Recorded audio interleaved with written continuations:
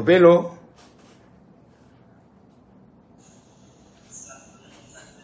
Apa? Saat ku memerlukan, ya bagus. Jadi sesuai dengan tema lagu apa dari?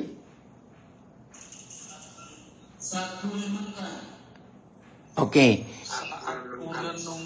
Saat ku menemukan, baik. Ku renungkan, ya. Ini yang pilih tema dari mana? LP mana yang pilih tema? Dari Lapas Metro. Oh, Metro, baik, ya. Jadi pada Metro, Pak.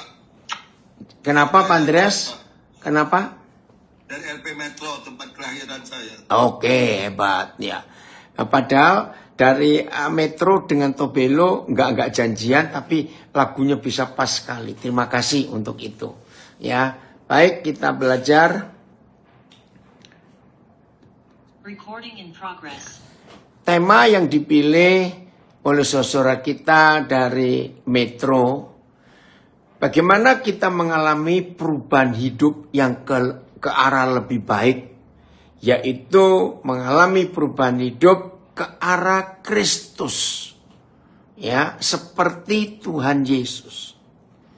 Saudara, kalau kita ingin belajar tentang perubahan hidup, mari kita lihat dua hewan yang pasti dalam hidupnya itu mengalami perubahan, ya, pasti.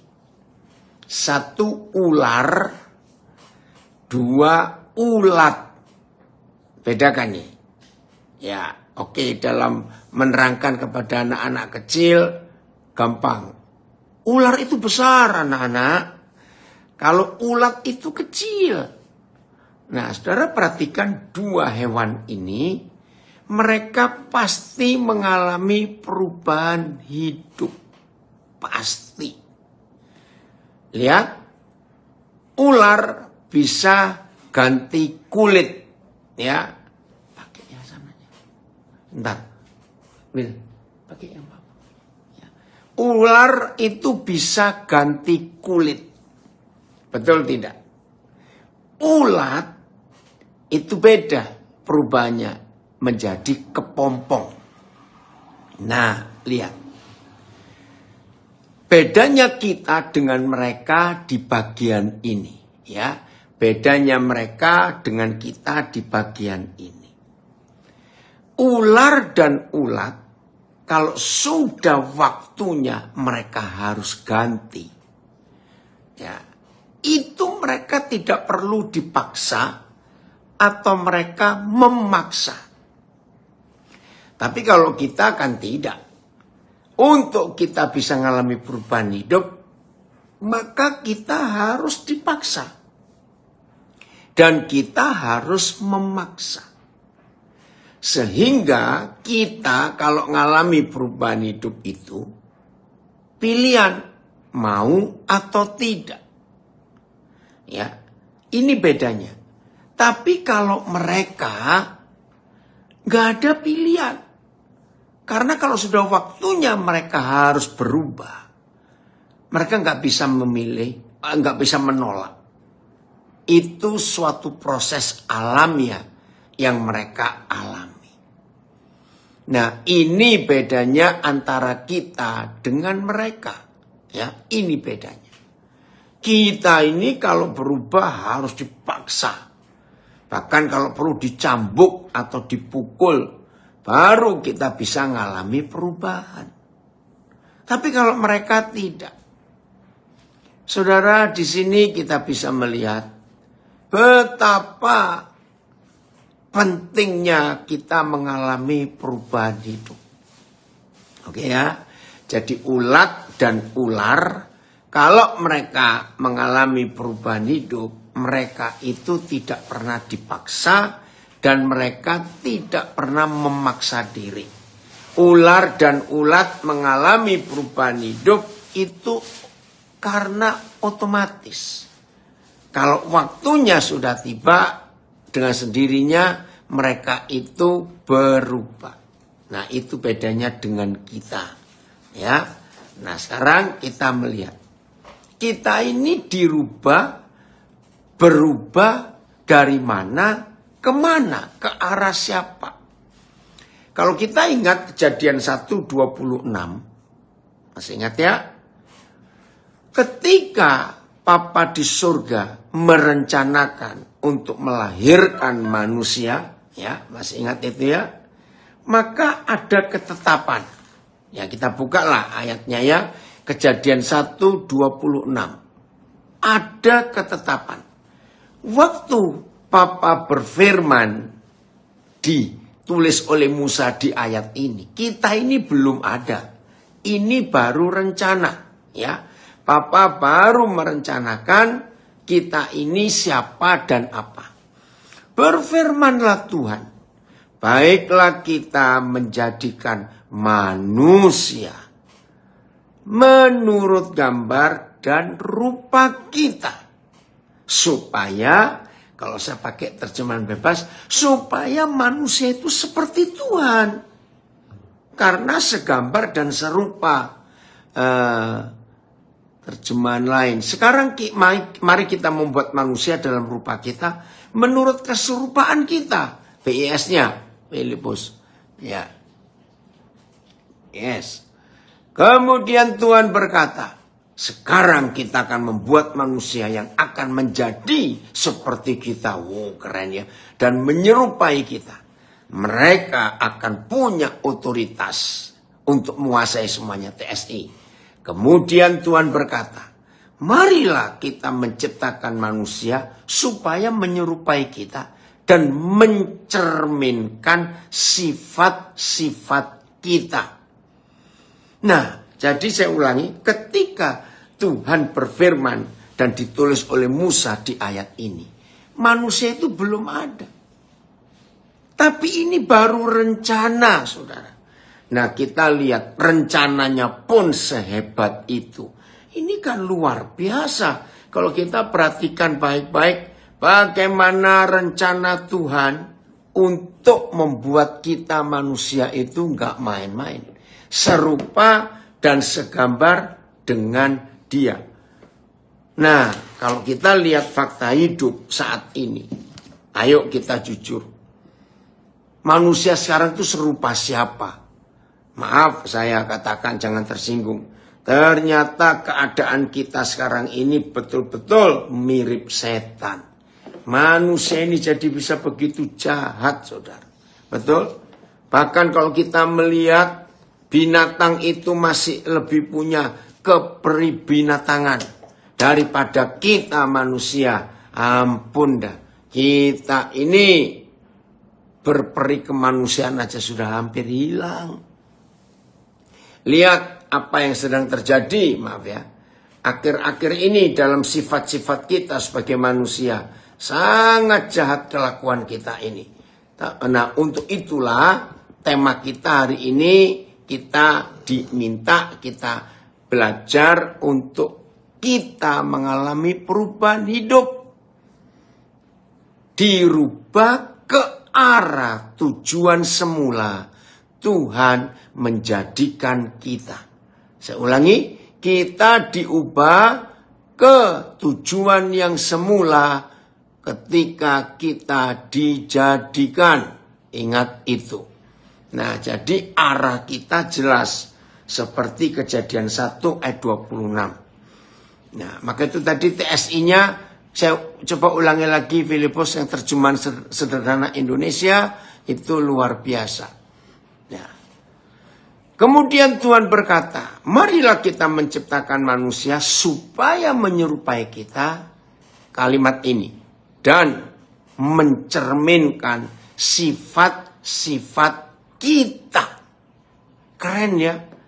Jadi kalau kita hari ini belajar tentang perubahan hidup kita, berarti kita harus diubah seperti prinsip pertama kita dijadikan. Nah, di dalam istilah teknologi ada kata reformat, ya, dikembalikan ke format semula. Kalau dalam bahasa komputer HP di restart, ya, diulangi lagi dari depan. Semuanya sama. Itu dirubah ke arah semula. Apa yang ditetapkan Tuhan dalam hidup kita. Nah, ini bedanya antara kita dengan binatang. Kalau mereka tidak, maaf.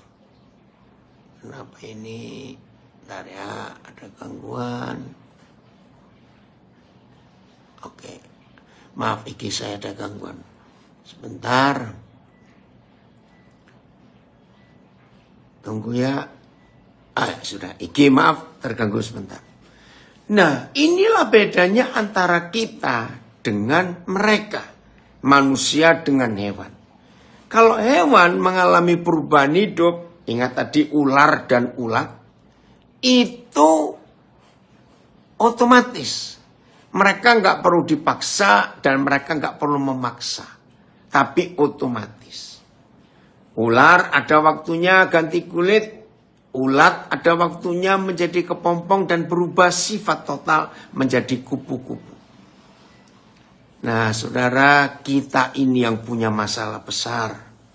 Ketika kita harus diserupakan dengan sifat-sifat Tuhan, kita lebih banyak menolak. Sebab kita lebih suka dengan cara hidup yang lama. Ya. Bagaimana Andero sekarang IG-nya? Ya tadi sempat putus-putus, saya tidak tahu kenapa. Ya, coba cek lagi. Jelas ya sekarang. Nah, tapi ada janji, ada jaminan yang Papa kita buat supaya saudara dan saya itu gampang mengalami perubahan. Ya, kita baca 2 Korintus 5 ayat 17. 2 Korintus 5 ayat 17. Begini yang Tuhan janjikan kepada kita. Puji Tuhan, saya lancar ya Andero, IG-nya ya tadi sempat terganggu. Ya. Jadi siapa yang ada di dalam Kristus? Perhatikan posisi ini. Jadi siapa yang ada di dalam Kristus? Ia adalah ciptaan baru. Karena yang lama sudah berlalu, sudah lewat. Sesungguhnya yang baru sudah datang. Puji Tuhan. Nah, kalau kita membaca firman ini, mari kita tanya kepada diri kita sendiri. Saya minta semua kita mendengar dan ingin berubah hidupnya, saya beri pertanyaan sederhana untuk ayat ini. Jadi siapa yang ada di dalam Kristus, ia adalah ciptaan baru, yang lama sudah berlalu, sesungguhnya yang baru sudah datang. Coba TSI-nya, Filipus. Ya. Oi, hamba Tuhan hebat dari Medan, Amang Hutajulu. Nak, Bapak lupa ya. 2 minggu lalu toh ya kamu ulang tahun, baru ingat Bapak. Selamat ulang tahun Leonard. Ya. TSI. Yang penting, nah ini kalimatnya bagus. Yang penting ketika seseorang bersatu dengan Kristus, dia menjadi ciptaan baru. Cara hidup yang lama sudah berlalu. Segalanya menjadi baru. Saya jawab dulu ini, hamba Tuhan dari Medan. Nah, kalau kalian buat acara, Papi datang. Ya. Ayo kalian buat acara. Kalau cuma kalian ngundang ke Medan terus nggak ada apa-apa, ya ngapain Papi ke sana? Papi tunggu ya. Oke. Nah, pertanyaan saya, saudara, dengan ayat ini. Yang penting ketika seseorang bersatu dengan Kristus, dia menjadi ciptaan baru. Cara hidup yang lama sudah berlalu, segalanya menjadi baru. Pertanyaan saya. Menurut firman ini, kalau begitu, perubahan hidup itu mudah atau susah? Ayo, jawab yang betul. Ayo, mana jawabannya? Menurut firman ini, barang siapa ada di dalam Kristus, ia adalah kejadian baru, ciptaan baru, diformat ulang. Ya, saudara, ayo cepat jawab. Oke, muara bulian, temanya nanti aja kalau selesai. Dengerin dulu. Ya, jangan sibuk dengan tema. Ya. Muara Bulian ini langganan sering kali tanya temanya karena saudara telat masuk. Tunggu dulu ya. Jawab dulu pertanyaan saya. Amen Pol. Ini loh ada guru tapi pelawak di Surabaya. Namanya Ibu Eri Suci. Amen Pol. Katanya. Mudah. Nah, ada. Dari mana ini ya? Mudah kalau mau. Dari Martapura. Iya, masalahnya kita nggak mau itu. Makasih Martapura. Ya, mana? Jawabannya mana yang lain? Saya tunggu ini. Belum. Yang di IG, yang di Facebook belum beri jawaban. Jadi menurut 2 Korintus 5:17, kalau kita mau berubah itu mudah atau susah? Ya, kalau putus-putus yang di IG coba ganti ke Facebook atau ikut ke Zoom, saya juga nggak tahu. Ya, yang lain normal. Ayo, berubah ini mudah atau susah? Ya, saudara kalau nggak jawab dulu saya nggak mau lanjutkan. Ini yang jawab baru satu. Ya. Martapura. Oke, mana jawabannya, mudah atau susah untuk berubah? Ya. Oke, dari Trenggalek, mudah, betul. Ya. Nah, ada yang jawab, buat manusia susah, buat binatang tidak. Makanya itu kita harus milih. Susah lah, sekalipun mau. Ada komen dari Pak Artono. Mudah sekali, betul. Jadi menurut firman ini saudara, mudah sekali kita berubah. Asal kita mau bersatu dengan Tuhan Yesus. Ya, asal kita mau. Ya. Dari Tulungagung nggak ada kata mudah-mudah susah, itu nggak ada. Semuanya mudah. Karena sudah tertulis, aduh sebentar ini. Terry, bentar, ada tamu, bagaimana ini, tunggu. Silakan masuk. Ayo. Ya, jadi nggak ada mudah-mudah susah, semuanya mudah. Karena sudah dijamin oleh Tuhan Yesus, barang siapa bersatu dengan Dia. Jadi masalahnya kalau sampai ada orang yang tidak mau berubah, ya memang dasarnya dia menikmati hidup yang lama itu. Betul ya? Dia menikmati hidup yang lama karena dia suka. Nah, maaf. Apa bedanya babi dengan kucing? Maaf ya, jangan tersinggung. Saya pakai cara ini. Apa bedanya babi dengan kucing? Kita belajar lagi dari mereka, dari hewan ini. Saudara, walaupun tidak semua kita suka pelihara kucing, tapi kita tahu di antara hewan-hewan berkaki 4 itu, kalau saudara perhatikan, ternyata kucing itu jenis binatang, hewan yang paling suka bersih. Ya, perhatikan itu. Dari anak saya ini, Eli, mudah berubah jika kita membuka hati, mengizinkan Roh Kudus mengubah karakter kita. Amin, setuju? Ya, ayo kita lihat antara babi dengan kucing. Dengar ya, saudara, kalau masih ada orang-orang yang merasa susah aku ini berubah, ayo kita belajar. Kucing itu binatang yang suka bersih. Setuju nggak saya ngomong itu? Suka sekali dengan kebersihan. Itu kucing. Tapi kalau babi memang suka yang kotor. Nah, jangan tanya. Nah, apakah kucing bisa berubah seperti babi? Atau babi bisa berubah seperti kucing? Tidak. Itu sikap atau sifat mereka. Itu bedanya dengan manusia. Maka itu, ayo, maaf. Yang masih seperti babi, ya memang sukanya kubangan, sukanya yang kotor-kotor, ya kita jangan ke situ lagi. Ayo berubah. Ya, maafkan saya kalau saya ada yang tersinggung. Nah, tadi ada yang kirim bahasa Jawa, bagus ya. Makasih Sarbin.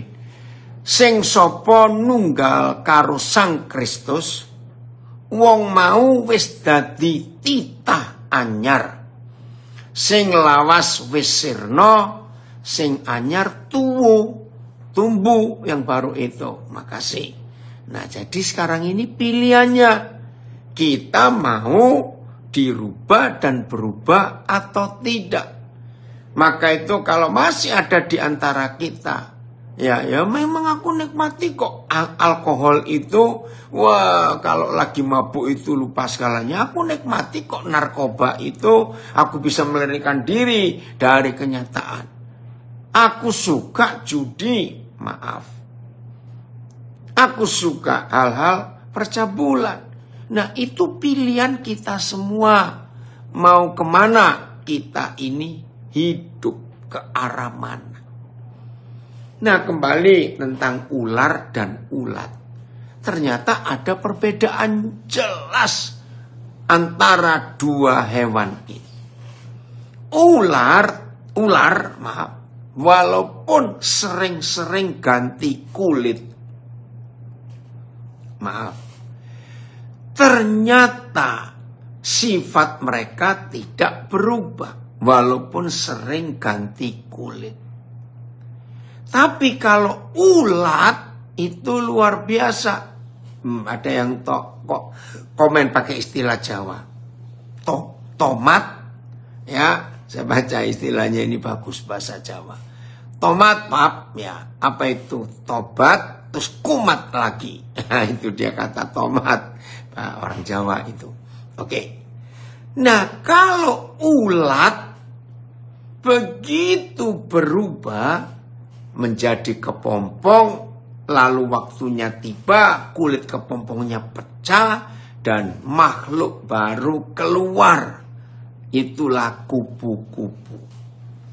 Izinkan saya menjelaskan ini. Maaf ya.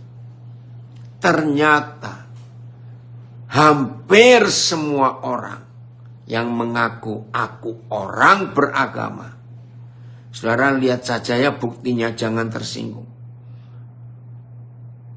Setiap kali manusia mendengar kata umat beragama, orang beragama, itu otomatis di pikirannya, di benaknya langsung muncul kemunafikan.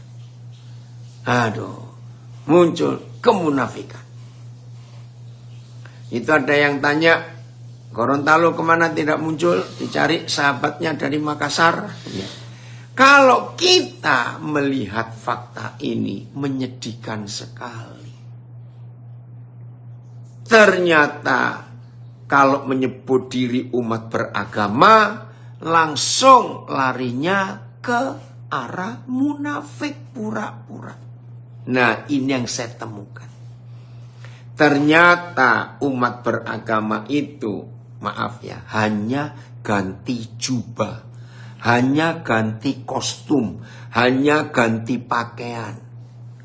Karena semua umat beragama, kecuali Kristen, murid Yesus tidak ada. Semua umat beragama ditandai dengan jubah, dengan baju-baju kostum yang mereka pakai. Dan itu terjadi di dunia. Hanya Kristen tidak. Kita tidak punya simbol baju apa tidak ada. Karena simbol Kristen adalah kasih. Maka itu saudara, kalau hanya sekedar ganti baju agama A, gabung ya Depok, puji Tuhan kelas 1 Depok gabung. Kalau kita manusia hanya ganti kulit seperti ular, yaitu tadi cuma ngelepas jubah yang satu, maaf, ganti jubah yang lain. Ayo semua kita menjadi ulat. Karena begitu ulat ini dirubah, luar biasa saudara. Menjadi makhluk baru. Lihat ya, ulat yang begitu menjijikkan. Ulat yang begitu hampir semua wanita itu geli melihat ulat. Tapi kalau kita yang diperbarui oleh Tuhan Yesus, ulat yang menjijikkan, ulat yang menggelikan, ulat yang begitu Tapi begitu waktunya mereka menjadi kepompong, langsung waktunya tiba mereka berubah. Total loh. Kita semua tahu bukan bagaimana sifat ulat dan bagaimana sifat kupu-kupu. Semua kita tahu. Perubahan mereka itu luar biasa. Nah, dari konsep inilah Papa di surga minta saudara dan saya harus mengalami perubahan hidup. Anak-anak yang Papi kasih, saudara-saudara warga binaan, dimanapun kalian berada, anggaplah tempat yang tidak enak yang kalian tempati, ya anak-anak dan saudara-saudara, itu seperti kalian sedang disimpan jadi kepompong. Papa harap kalian berkata amin semuanya.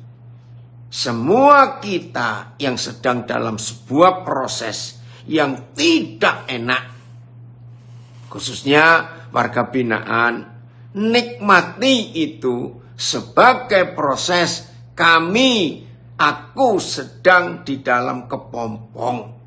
Dan begitu waktunya saudara bebas, kalian bebas, haleluya, berteriak, aku jadi kupu-kupu sekarang ini. Ayo alami seperti itu. Dan berjanji, jangan jadi kepompong lagi ya, kalau sudah bebas. Cukup sekali saja. Wah, betapa indahnya kalau semua kita manusia ini, hadir itu Gorontalo, Richard, ada yang tanya. Nah, kalau kita mau mengalami perubahan hidup seperti ulat jadi kepompong, lalu kepompong jadi kupu-kupu, wah, dunia ini mengalami keindahan yang luar biasa, saudara.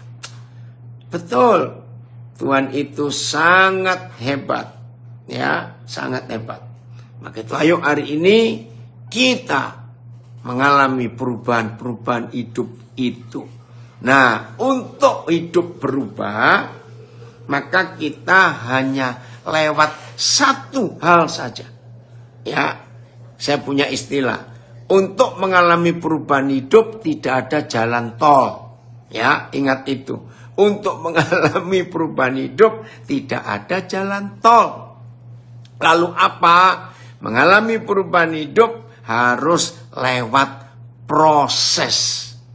Catatnya harus lewat proses. Karena proses itu yang membuat kita berubah dari yang jelek menjadi yang bagus ke arah Kristus. Puji Tuhan, kalau Tuhan memberikan kita kesempatan untuk kita mengalami perubahan hidup itu. Nah, ini masalahnya. Semua kita kalau mendengar kata proses, ya, saya setuju. Semua kita kalau mendengar kata proses, itu pasti nggak enak, saudara. Nggak ada orang yang diproses itu enak, nggak ada. Semua proses yang kita alami itu pasti menyakitkan, ya. Tapi harus, kalau tidak kita nggak ada perubahan. Nah, ini yang seringkali membuat manusia itu gagal karena prosesnya mau pakai jalan tol, jalan cepat, jalan pintas, jalan bebas hambatan. Nggak bisa. Kalau kita mau mengalami proses, itu pasti tidak enak, tapi hasilnya akan luar biasa. Dari Sydney ada yang kirim ayat. Makasih ya nih, Roma 12 ayat 2. Janganlah kamu menjadi serupa dengan dunia ini, tetapi berubahlah oleh pembaruan budimu, sehingga kamu dapat membedakan manakah kehendak Tuhan, apa yang baik, yang berkenan kepada Tuhan dan yang sempurna. Ya, coba Filipus pakai TSI-nya, Roma 12 ayat 2 ini. Ya, kita lihat. Oke, ada yang tanya, mengalami perubahan untuk proses itu lebih dari satu kali? Jadi perubahan itu bisa terjadi berulang-ulang. Iya, bedanya dengan ulat tadi itu. Ya. Tapi Kalau kita siap dibentuk, siap menderita, siap mengalami sakit, maka perubahan itu cukup sekali saja. Nah, biasanya orang yang diproses bolak-balik, ya karena mereka tidak mau cepat berubah, ya masih menikmati tadi. Nah, kalau ada yang tanya seperti ini, yaitu tadi, kucing atau babi? Maaf, jangan tersinggung. Kalau kucing itu gak suka yang kotor, hebatnya. Oh, TSI-nya panjang sekali ya. Dari ayat 1 kali. Dengarkan nih, Roma 12, terjemahan sederhana Indonesia. Berdasarkan semua yang sudah saya jelaskan sebelumnya, tentang berbagai cara Tuhan berbaik hati kepada kita, maka sudah sepantasnya kita membalas kebaikan hatinya itu. Dengan cara ini, janganlah lagi kamu mengikuti cara hidup berdosa yang sudah menjadi kebiasaan orang-orang duniawi. Tetapi hendaklah kamu mengambil keputusan seperti ini. Ya Bapa, ya Yahweh, aku mempersembahkan tubuhku sebagai kurban bagimu. Walaupun sebenarnya kamu masih hidup. Karena korban itu harus mati, saudara. Walaupun masih hidup. Oke? Terus. Keputusan itu merupakan persembahan yang suci. Dan menyenangkan hati Yahweh. Dia akan memperbarui pikiranmu masing-masing. Sehingga kamu bisa mengetahui apa kehendaknya bagimu. Dan apa yang terbaik dalam setiap keadaan. Kamu semua akan dimampukan untuk mengerti dan memilih apa yang baik, yang paling tepat, dan yang menyenangkan hati Bapa di surga. Jelas ya, yang terjemahan sederhana Indonesia ini. Terima kasih Yani kirim ini. Nah, itu sebabnya kembali kepada bedanya hewan dengan kita untuk mengalami perubahan. Kalau hewan gak perlu proses, gak perlu protes karena gak bisa. Itu otomatis. Tapi kalau kita manusia berubah itu pilihan. Mau atau tidak, ini masalahnya. Tapi jangan sampai ada yang berdoa, ya udah kalau gitu aku mau jadi seperti binatang. Jangan, kita manusia kok. Ya, itu pilihan kita. Tapi Papa tetap berjanji untuk mau merubah hidup kita. Kita lihat Yeskiel 36 ayat 25. Yeskiel 36 ayat 25. Ya, kita melihat itu Yeskiel 36 ayat 25. Ya, kita lihat. Terima kasih Bapak untuk janji perubahan yang luar biasa ini. Aku akan mencurahkan kepadamu, kepada kita, air jernih. Ya, yang akan mentahirkan kamu. Akan menyucikan kita. Akan membersihkan kita. Akan merubah hidup kita. Saya ulangi, aku akan mencurahkan kepadamu air jernih. Yang akan mentahirkan, menyucikan, membebaskan, membersihkan. Kalau bahasa medis, mendetoks kita. Dari segala kenajisanmu. Dan dari semua berhala-berhalamu. Aku akan mentahirkan kamu. Ayatnya. Kemudian aku akan memercikkan air bersih kepadamu. Dan kamu akan menjadi bersih. Dari semua kenajisanmu. Dan dari semua berhalamu. Aku akan membersihkanmu. BIS-nya, Filipus. Terima kasih Bapak untuk janji yang luar biasa. Setelah itu, kamu akan kuperciki dengan air jernih. Supaya kamu bersih dari segala berhalamu. Dan dari segala sesuatu yang telah mencemarkan kamu. Terima kasih Bapak untuk janji ini. Ya, VMD-nya. Coba VMD-nya. VMD-nya. Kemudian aku memercikkan air bersih kepadamu dan membuatmu bersih. Aku akan membasuh semua kenajisanmu. Woi, terima kasih Bapak. Berhalamu yang kotor membuat kamu kotor. Tetapi aku akan buat kamu bersih. 26. Ya, masih Yeskiel 36. Bayangkan, kalau Papa di surga punya niat sehebat ini, saudara. Seharusnya ngalami perubahan hidup itu mudah. Betul toh? Kamu, oh terima kasih Papa. Lihat, bagi semua saudara yang masih merasa, aku kok susah berubah, maaf loh saudara. Bukan susah, maaf. Tapi saudara yang gak mau dirubah. Sebab saudara masih menikmati dosa itu. Maka itu lihat, kalau janji seperti ini kita dapatkan. Ya, ayat 25 tadi nggak usah dibuka lagi, Filipus hanya mengulang. Bagaimana Papa di surga berjanji membersihkan hidup kita, mendetoks kita, mentahirkan kita, ya, membebaskan kita dari kotoran-kotoran dosa kenajisan.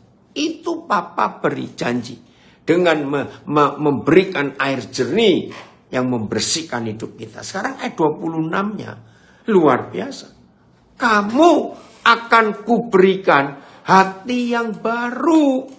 Nah, saudara bayangkan, kalau Papa sudah berjanji ingin memberi hati yang baru, ya kita terima dong. Sama seperti anak-anak yang dapat hadiah, dapat kado, ya terima saja. Gak usah tanya, wih bagaimana caranya orang buat barang ini ya, kok bisa bagus? Lah ngapain, sudah terima hadiah, kok pakai tanya? Bagaimana cara buatnya? Gak perlu, ya. Nah, setelah Papa memberikan hati yang baru, dia juga dan roh yang baru kuberikan di dalam batinmu. Lalu Papa bertindak lebih jauh lagi. Dan aku akan menjauhkan dari tubuhmu hati yang keras. Dan kuberikan kepadamu hati yang taat. Saudara, ini janji Papa. Wah, ada komen dari Jakarta, anak saya hebat. Begitu decided mau berubah, begitu kita memutuskan mau berubah, rasa sukacita tiba-tiba hadir di hati. Mengalami sendiri kemarin. Wah enak, senang sekali Papa. Kamu mengalami perubahan itu, haleluya. Senang. Ini kesaksian nyata. Ternyata baru kemarin ini. Salah satu saudara kita. Ya, kemarin saya mengambil keputusan mau berubah. Begitu saya putuskan mau berubah, sukacita tiba-tiba hadir dalam hati. Haleluya.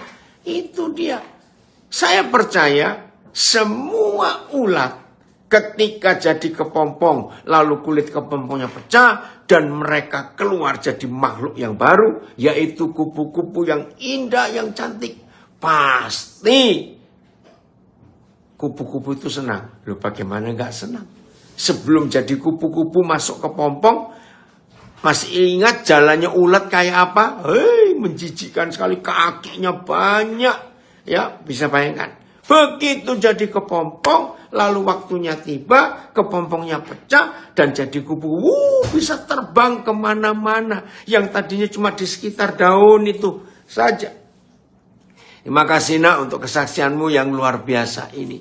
Maka itu saudara penting sekali dalam hidup kita selalu mengalami perubahan. Dari hari ke hari kita menjadi sama seperti Kristus. 2 Korintus 3 ayat yang ke-18. 2 Korintus 3 ayat yang ke-18. Jadi Papa itu sudah otomatis mau merubah kita, ya. Itu Papa kita. Jangan ribut. Maaf. Anak-anak saya itu. Dan kita semua. Ini janji Tuhan. Dan kita semua. Semua lo ya. Mencerminkan kemuliaan Yahweh. Dengan muka, dengan wajah. Yang tidak berselubung. Terima kasih Bapak. Ini menggambarkan tentang Musa. Waktu dia setelah 40 hari bersekutu bersatu dengan Bapa Yahweh, Wajahnya bersinar-sinar seperti matahari. Sampai umat Israel nggak tahan melihat itu. Lalu Musa menutupi dengan cadar supaya Israelnya nggak silau. Nah, tapi kita tidak. Dan kita semua mencerminkan kemuliaan Yahweh dengan muka yang tidak berselubung.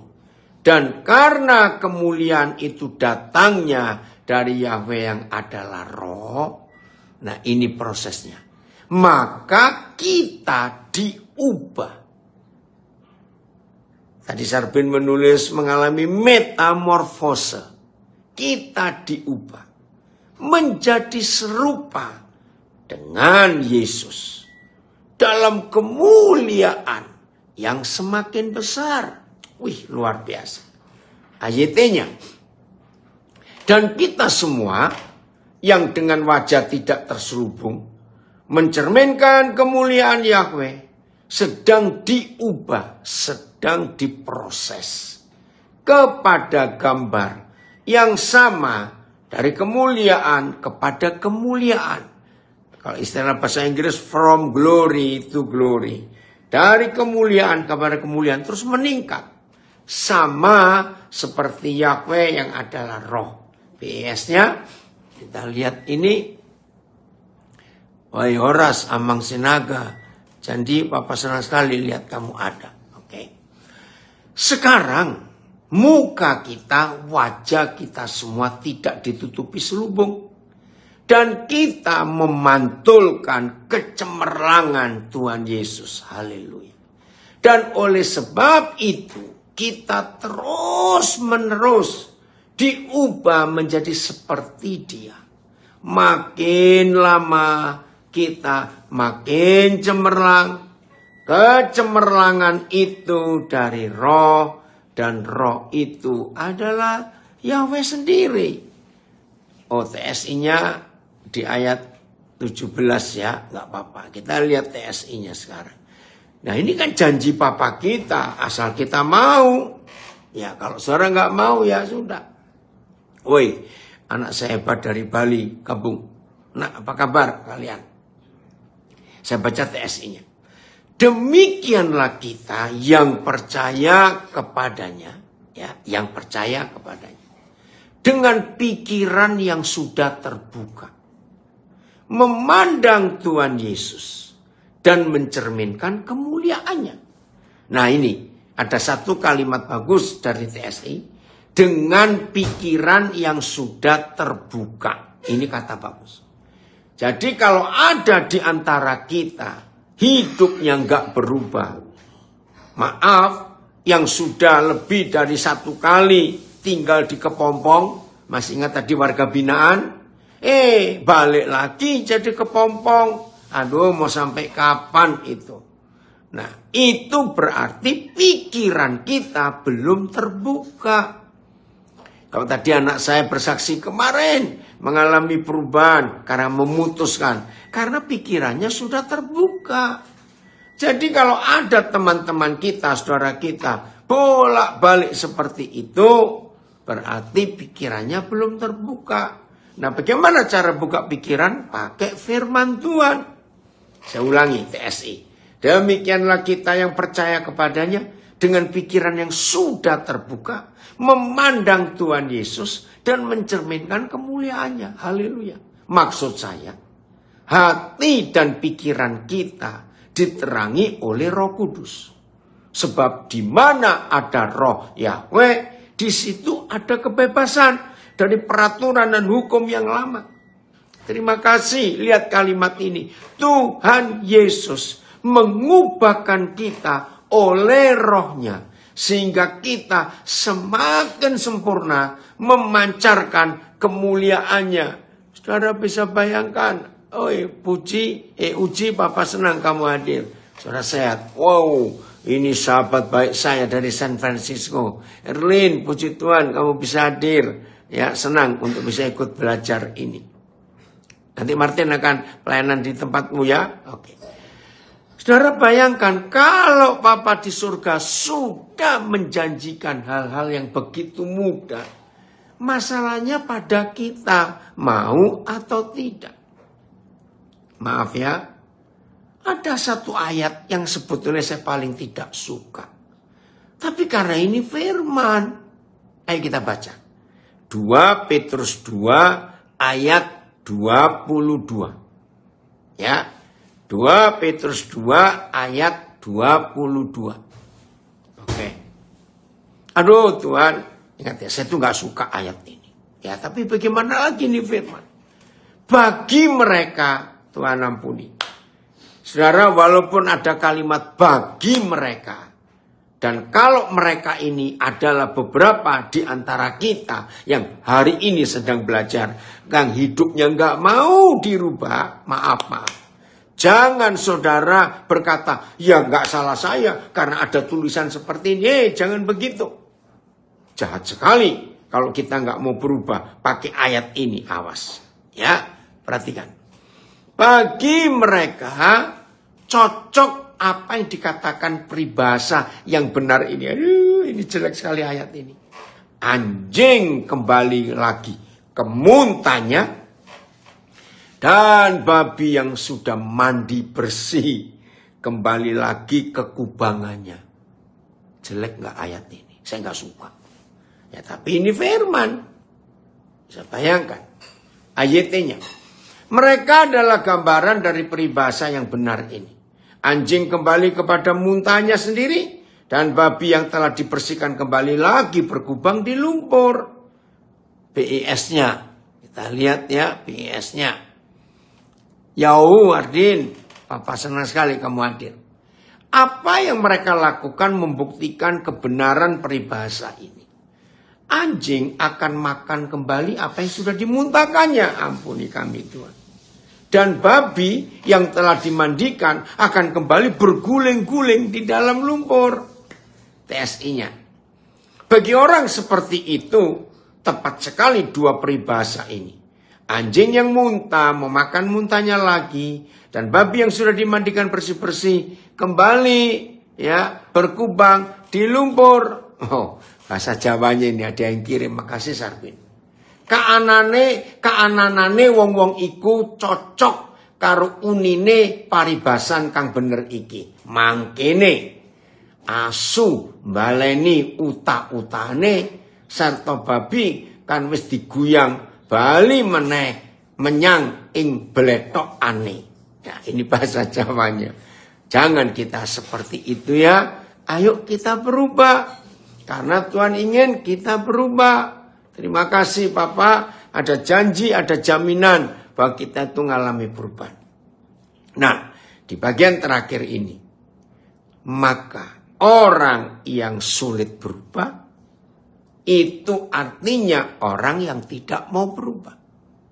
Orang yang sulit berubah dan tidak mau berubah, ya seperti itu tadi, 2 ekor hewan ini. Karena gak mau berubah. Kalau mau itu bisa.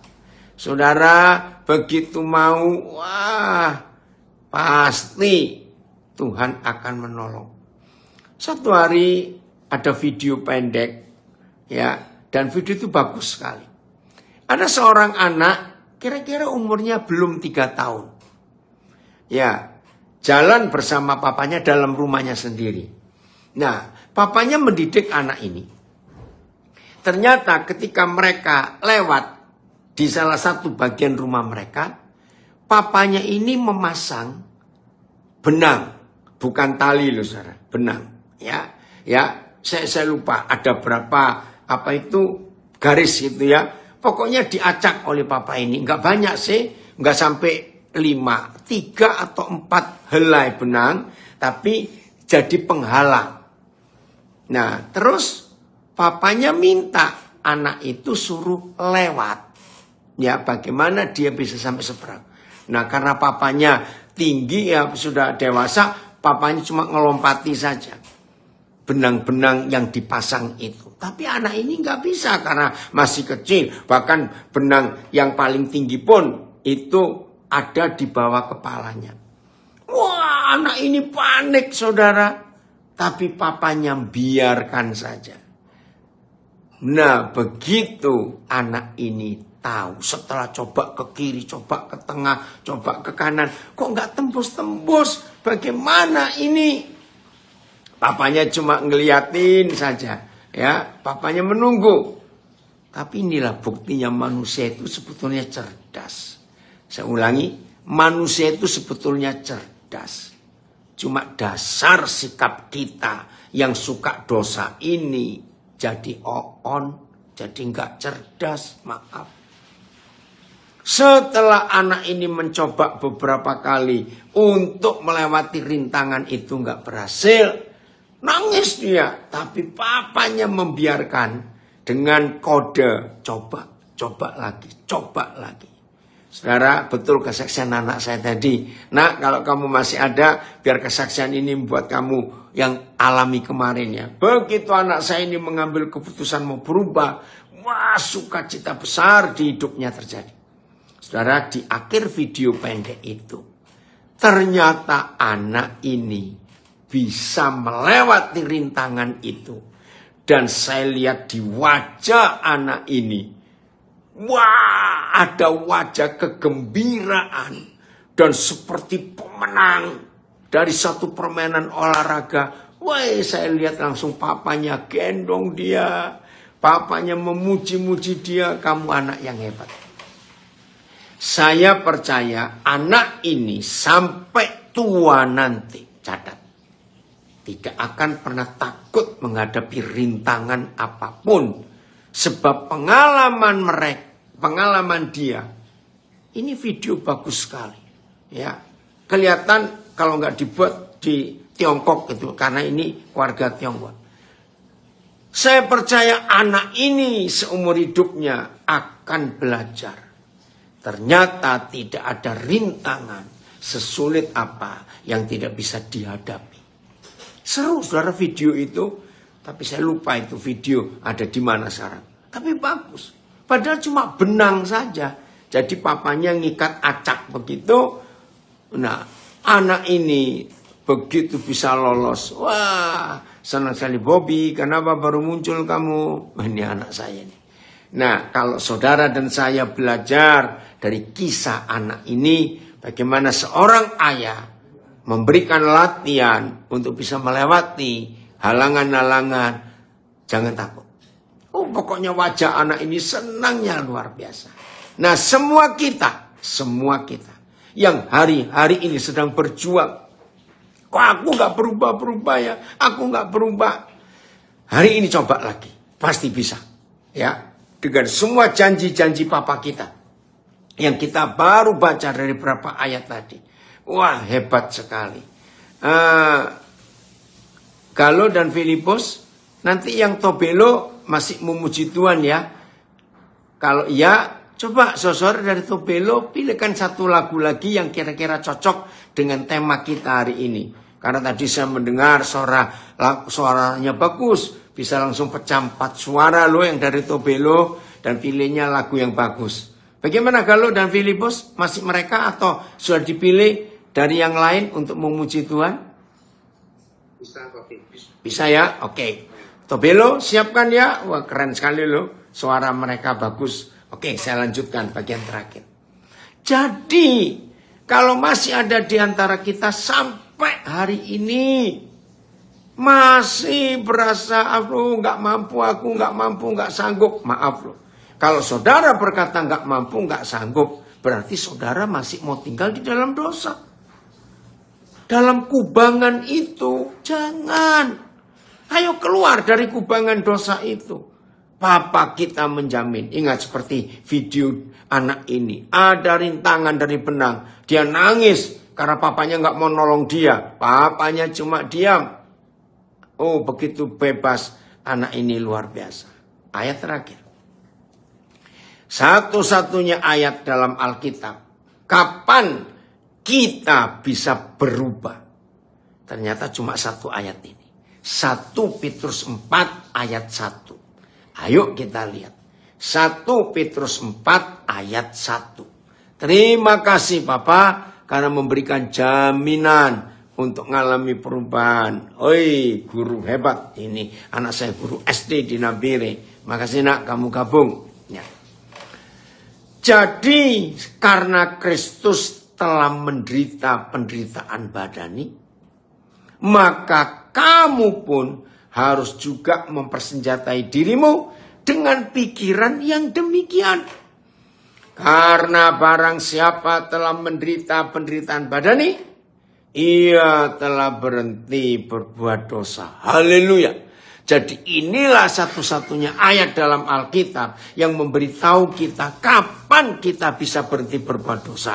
Cuma satu. Bukan doa puasa, bukan doa kelepasan, bukan ikut katekisasi, bukan ikut belajar Alkitab. Bukan. Hanya satu cara saudara dan saya bisa mengalami perubahan hidup dan stop dosa. Kalau kita siap menderita secara fisik. Ayatnya. Jadi, karena Kristus telah menderita secara jasmani, hendaklah kamu mempersenjatai dirimu dengan pikiran yang sama. Sebab orang yang telah mengalami penderitaan jasmani telah berhenti berbuat dosa. Haleluya. Terima kasih Bapak. Aku mau. Ayo semua kita mau. Ya. BIS. Karena Kristus sudah menderita secara jasmani, kalian juga harus memperkuat diri dengan pendirian yang seperti itu. Sebab orang yang menderita secara badani tidak lagi berbuat dosa. Terima kasih. TSI. Jadi, karena Kristus sudah menderita untuk kita ketika dia hidup sebagai manusia biasa di dunia ini, hendaklah kamu menguatkan diri dengan pikiran yang sama seperti pikiran Kristus. Sebab orang yang menderita karena mengikut Yesus juga sudah memutuskan untuk berhenti berbuat dosa. Saudara, semua kita pasti ngalami. Ya, saya ada ikatan-ikatan tertentu masa lalu. Nah, begitu stop, waduh. Nah, saya dibawa Tuhan punya pengalaman tahun 85 sampai tahun 89. Saya bersyukur. 85, 86, 87, ya, hampir 5 tahun itu. Pertama kali saya dapat rumah, itu pinjaman dari seorang saudara. Ya, rumah itu masih ada sampai sekarang tapi sudah dimiliki orang lain. Saya dapat pinjaman rumah di Jalan Musi nomor 38 Surabaya. Nah, selama 5 tahun itu ternyata Tuhan memberi saya pelayanan yang saya nggak pernah mikir. Nah, tahun 80-an itu masih nggak separah sekarang. Pelayanan apa? Pertama, ada seorang dosen dari Universitas Kristen Petra, dosen teknik sipil. Dia punya mahasiswa yang akan ujian akhir untuk S1-nya. Ternyata mahasiswa ini kena narkoba. Zaman itu narkobanya nggak separah sekarang. Tapi dosen ini sangat sayang mahasiswa ini. Karena sebelum terjerat narkoba, mahasiswa ini sangat cemerlang, sangat jenius. Bahkan dia punya cita-cita. Ya, kalau dia kembali ke daerahnya, dia tinggal di salah satu kota besar di Kalimantan. Nah, dia ingin menjadi insinyur sipil yang pertama untuk kota itu. Ya, itu tahun 80-an, 85. Ternyata pas mau ujian akhir dia nggak bisa. Nah, terus dosennya ini kenal saya. Dia bilang, Koden, bisa nggak layani dulu? Nah, saya itu nggak punya pengalaman untuk nangani narkoba.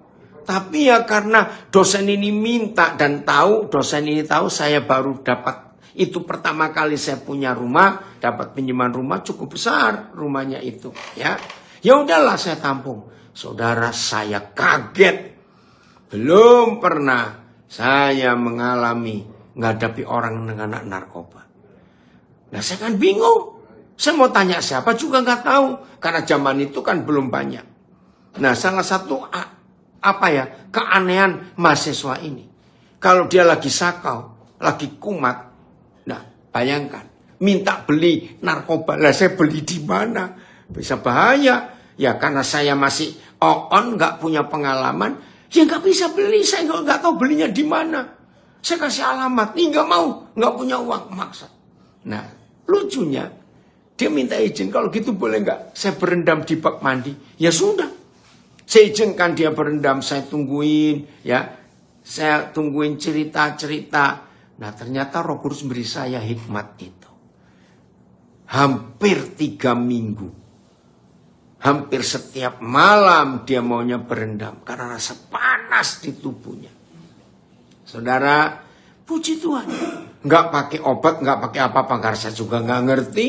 Saya cuma doa, saya nyatakan kasih Tuhan, berubah.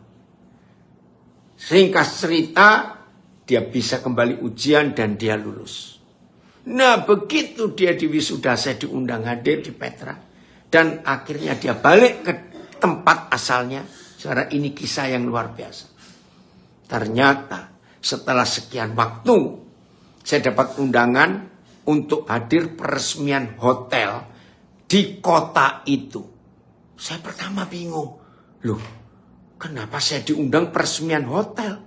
Kan saya tidak tahu. Dan zaman itu belum ada handphone, belum ada telepon. Saya nggak ngerti. Nah, tiba-tiba dari dosennya ini yang memberitahu. Koden terima undangan ya, peresmian hotel. Iya, tapi saya ini bingung. Wah, dosen ini tertawa sambil terharu.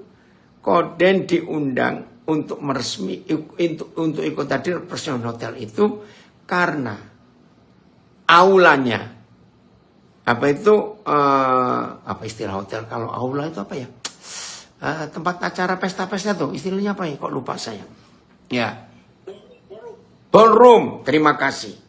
Ballroomnya ini yang bangun teknik sipil ini, makasih Sarpin. Dan waktu itu, ini bangunan terbesar pertama di kota itu yang tidak pakai tiang tengah. Wah, buat kota itu suatu kebanggaan. Karena ada bangunan pertama yang begitu besar tanpa tiang tengah. Karena ballroom. Dan ini teknik sipilnya. Saudara, ketika dosen itu nelpon saya, beritahu saya nangis. Ternyata anak yang mau direbut setan, rusak karena narkoba, hidupnya berubah. Dan saya berangkat ke kota itu. Wah, saya kaget. Saya disambut. Loh, kenapa ini? Karena pemilik hotel itu cerita. Kalau tidak ada Bapak, nggak ada bangunan ini. Bangunan ini ada karena teknik sipil yang Bapak tolong. Saya bingung, saudara. Tapi ringkas cerita, sejak itu datanglah bergantian satu persatu ya orang-orang yang kena narkoba. Karena Tuhan memberi saya teknik hanya dengan kasih, dengan doa, diajak bicara, berubah. Bahkan ada satu keluarga yang unik. Keluarga ini punya 5 anak. Satu-satunya perempuan itu nomor 2. Nah, 4 anak lakinya kena narkoba juga. Akhirnya dititipkan anak yang pertama. Tuhan ubah hidupnya. Bapaknya lihat, aduh berubah. Lalu titip anak yang keempat. Anak yang ketiga. Lalu yang terakhir anak bungsunya yang kelima. Saya bersyukur kepada Tuhan untuk pengalaman itu. Dan banyak lagi yang lain. Nah di situ saya tahu bagaimana orang sakau. Nah ayat ini yang menolong. Semua orang yang ingin berhenti berbuat dosa. Itu pasti akan mengalami penderitaan di fisiknya. Contoh aja, orang ingin lepas rokok. Saya taunya gara-gara selama 5 tahun itu Tuhan didik saya untuk menangani orang-orang kecanduan. Ternyata luar biasa. Wih, itu yang hebat sekali. Betul. Dari Siantar ya kamu nak. Papa lupa. Kasih adalah kuasa yang terbesar. Betul. Ini luar biasa. Nah, jadi untuk lepas rokok saja menderita dulu. Mulut pahit. Katanya loh, saya nggak tahu. Tulang seperti dicopotin karena kalau sudah nikotin itu nggak diisi lagi ke tubuhnya. Wah, penderitaannya. Sama berhenti berbuat, berhenti judi, berhenti alkohol, berhenti narkoba, ya stop percabulan, semuanya harus siap menderita secara fisik. Betul, dari Martapura, semua tergantung niatnya mau berubah atau tidak. Betul. Kiranya kebenaran ini memulihkan kita. Jadi kesimpulannya, kalau kita mau berubah, siapkan menerima rasa sakit yang sangat sakit untuk tubuh kita. Tapi setelah kita menang atas sakit, bebas. Nah, uniknya lagi saudara, rata-rata mereka yang ingin berubah itu rata-rata loh ya, 90% lebih itu hari keempat bebas. Jadi 3 hari. Kalau mereka yang terikat dengan jenis dosa apa saja, 3 hari tidak dikonsumsikan, tidak melakukan, dan mereka mau melawan, mau bertahan dalam kesakitan, hari keempat itu langsung lolos. Saya sampai heran. Betul juga ini kuasa kebangkitan Tuhan Yesus 3 hari. Betul. Maka itu semua kita yang sedang terbelenggu oleh apa saja, izinkan cuma 3 hari kok menderitanya. Hari keempat bebas. Wah, luar biasa. Secara medis juga bisa dibuktikan racun-racun nikotin, racun narkoba, racun apa saja yang sudah merusak fisik kita ada di dalam darah kita. Kalau 3 hari tidak diberikan lagi konsumsi barang-barang itu, maka akan keluar bersama keringat, kotoran, dan kencing kita. Termasuk ikatan roh, roh perjinan, roh apa saja. Beri waktu 3 hari, hari keempat bebas. Terima kasih Bapak untuk ini. Ayo ya, kita semuanya menang. Betul Sarpin. Ayo kita semuanya jadi pemenang.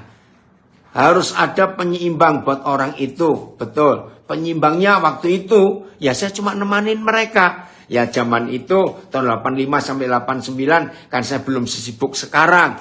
Jadi saya punya waktu banyak untuk menunggui mereka. Ya, ngajak makan, ngajak cerita, ngajak jalan, ngajak duduk apa saja. Puji Tuhan, Tuhan berikan saya pengalaman yang luar biasa. Pokoknya, tidak ada yang sulit bagi Tuhan, asal kita mau. Ingat, jangan jadi ular loh, cuma ganti jubah. Tapi jadilah ulat yang berubah total. Roh Kudus menolong kita, Tuhan Yesus menyayangi kita. Tuhan memberkati. Saya kembalikan kepada host.